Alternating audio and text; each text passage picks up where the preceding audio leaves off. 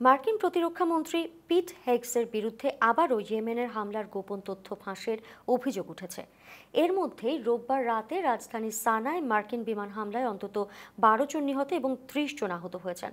রাস্তায় জড়ো হয়ে বেসামরিক ব্যক্তি এবং অবকাঠামোতে যুক্তরাষ্ট্রের বোমা হামলার তীব্র নিন্দা ইয়েমেনের সাধারণ মানুষের।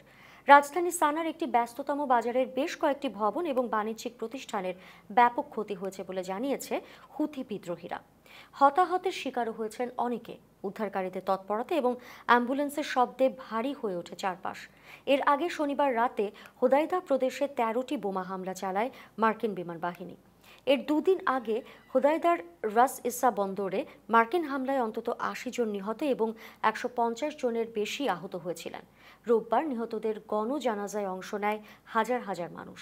পরে রাস্তায় জড়ো হয়ে বেসামরিক ব্যক্তি এবং অবকাঠামোতে মার্কিন হামলার তীব্র নিন্দা জানান ইয়েমেনের সাধারণ মানুষ। হুদাইদা হোক বা অন্যান্য প্রদেশ, যেখানেই মার্কিন আগ্রাসন চলবে তার নিন্দা জানাতে আমরা এভাবেই জড়ো হব, কারণ এই হামলা কোনো নির্দিষ্ট গোষ্ঠী সম্প্রদায়কে লক্ষ্য করে হচ্ছে না, ইয়েমেনের বেসামরিক স্থাপনা ও মানুষকে লক্ষ্যবস্তু করা হচ্ছে।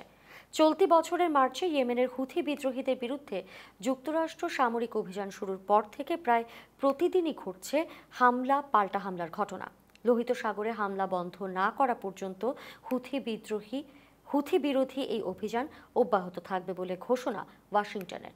আর হুথিরা বলছে, ইসরায়েল গাজা আগ্রাসন বন্ধ না করা পর্যন্ত লোহিত সাগর ও আশেপাশের এলাকায় হামলা অব্যাহত থাকবে।